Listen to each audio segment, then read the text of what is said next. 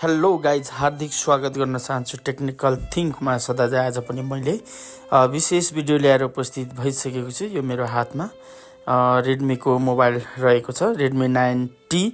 यो मोबाइल चाहिँ finally dead भएको छ, फोन अन हुँदैन।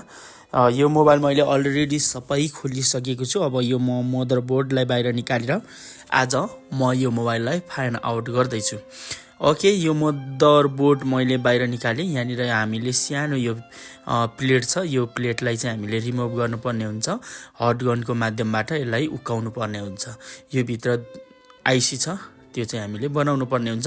कहाँ कसरी बनाउने भन्ने बारेमा यो भिडियोमा जानकारी दिनेछु। भिडियो सुरुदेखि अन्तिमसम्म हेरिदिनु होला। टेक्निकल थिङ्कमा नयाँ हुनुहुन्छ भने च्यानललाई सब्सक्राइब गरिदिनु होला। ओके, यो एउटा मेरो मदरबोर्ड चिप्ने मेसिन छ। यहाँ माथि म मजाले चेप्छु, तर यो क्यामेराले गर्दाखेरि यो चेपिँदैन। सो क्यामेरालाई रिमुभ गरौँ। क्यामेरालाई रिमुभ गरिसकेपछि हामीले मजाले यसलाई यहाँनिर चेप्नु पर्ने हुन्छ। यो चेपिसकेपछि मात्र हामीले त्यो सानो स्टिललाई रिमुभ गर्न सक्छौँ। सो यसलाई म अझ पनि मिलाएर चेप्ने कोसिस गर्दैछु। यो क्यामेरा सबै रिमुभ नगरी हाम्रो यो मेसिनले चेपेन मदरबोर्डलाई। सो यस्तै टेक्निकल कुराहरू तपाईँलाई मनपर्छ भने च्यानललाई सब्सक्राइब गरेर अल बेल आइकनलाई सेलेक्ट गर्नुहोला। सो फाइनली यो मैले यहाँ च्यापिसकेको छु। अब मैले हट गनको माध्यमबाट यसलाई मैले रिमुभ गर्छु। सबैभन्दा पहिला पेस्ट लाउनु होला, वरिपरि पेस्ट लाउनु होला, अनि त्यसपछि मजाले हामीले यो प्लेटलाई चाहिँ रिमुभ गर्न सक्छौँ। सो केही समय लाग्छ। ओके, मैले यो उकाउँदाखेरि थोरै स्पिड राखेको छु, किन भन्दा भिडियो धेरै लामो नहोस् भनेर। यो तपाईँले पनि रिमुभ गर्न सक्नुहुनेछ इजिली। यो हामीले रिमुभ गरिसकेपछि यहाँनिर हामीले दुईवटा क्यापेसिटरलाई निकाल्नु पर्ने हुन्छ। ओके, यो अलिक दौरो छ, त्यही भएर निकै समय लाग्यो मलाई यो स्टिल रिमुभ गर्नको लागि। हुन्छ, धैर्यता गर्नु पर्यो, बिस्तारै हिटिङ दिनु पर्यो। ठ्याक्कै कुलरहरू मिलाएर, एयरहरू मिलाएर हामीले यो स्टिललाई रिमुभ गर्न सकिन्छ। सो फाइनल्ली यो हल्लिन थालिसकेको छ। ओके, रिमुभ भइसक्यो। अब यहाँनिर एउटा सानो क्यापेसिटर छ, म निकाल्दैछु। यसलाई निकालेर म साइडमा राख्नेछु। यो एउटा भयो, अनि अर्को एउटा क्यापेसिटर छ। यो दुईवटा क्यापेसिटरलाई चाहिँ हामीले रिमुभ गर्नुपर्ने हुन्छ। ओके, रिमुभ हुँदैछ एकदम मजाले। अरू आइसीहरूलाई इफेक्ट नपर्ने तरिकाले रिमुभ गर्नुपर्ने हुन्छ। यहाँ देख्न सक्नुहुनेछ यो मैले सानो क्यापेसिटर निकालिसकेको छु। ओके, अब म तपाईँलाई एकदम नजिकबाट पनि देखाउने कोसिस गर्नेछु। यो क्यापेसिटर निकालेको थोरै अब हिटिङ भइराखेको छ सेट, थोरै कुल हुनलाई टाइम लाग्छ।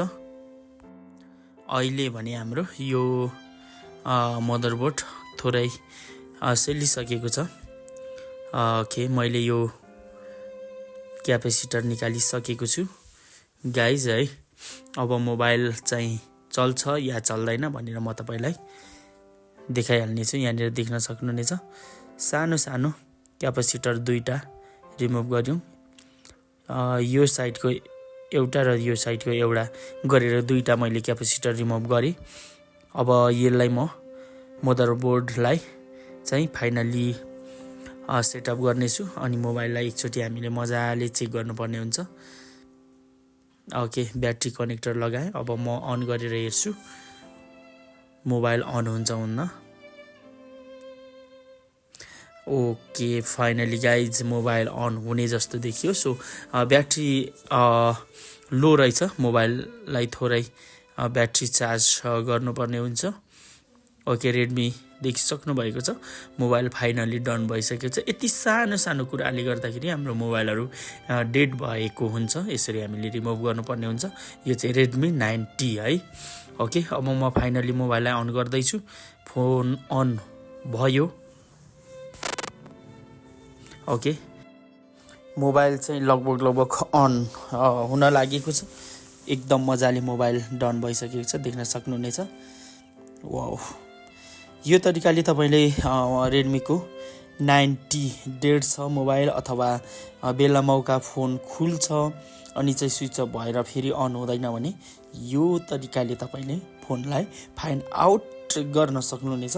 ओके, फाइनली म यो मोबाइललाई एकदम मजाले प्याकिङ गर्नेछु। त्यसपछि म फेरि एकचोटि मोबाइल अन गरेर चलाएर देखाउनेछु। सबैभन्दा पहिला क्यामेराहरू निकालेको छु, सबै क्यामेराहरू लगाउनेछु। यो सानो स्टिललाई पनि म फेरि यहाँनिर टाँस्नेछु है।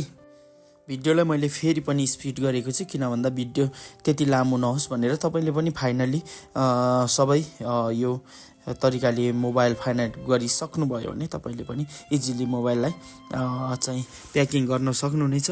सो त्यही भएर पनि मैले थोरै फास्ट भिडियो गरिराखेको छु।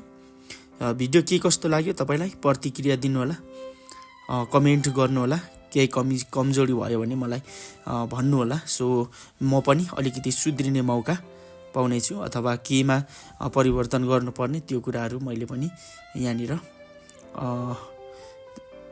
अर्को भिडियोमा चाहिँ मैले तपाईँको कमेन्ट अनुसार भिडियो बनाउनेछु।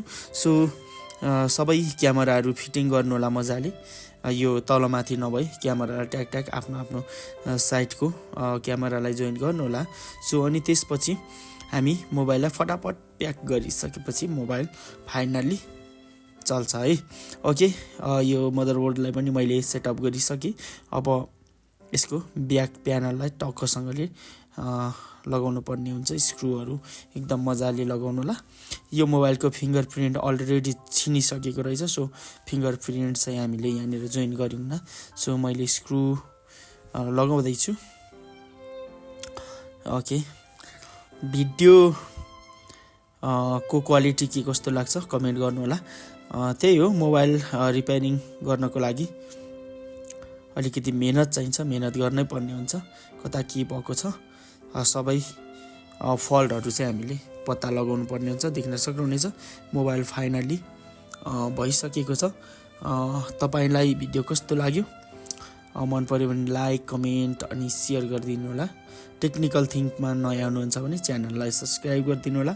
छेउमा भएको बेल आइकनलाई पनि दबाइदिनु होला, ताकि यस्तै टेक्निकल कुराहरू तपाईँको नोटिफिकेसनमा सबैभन्दा पहिला पाउनको लागि भन्दै लगभग आजको भिडियो चाहिँ यहीँनिर चाहिँ अन्त्य गर्नुपर्ने हुन्छ। अर्को भिडियोमा फेरि भेट्नुपर्ने हुन्छ भन्दै लगभग बाई बाई अनि टाटा गर्नुपर्ने हुन्छ। ओके गाइज, देख्न सक्नुहुनेछ। हवस् त, bye, see you again next video.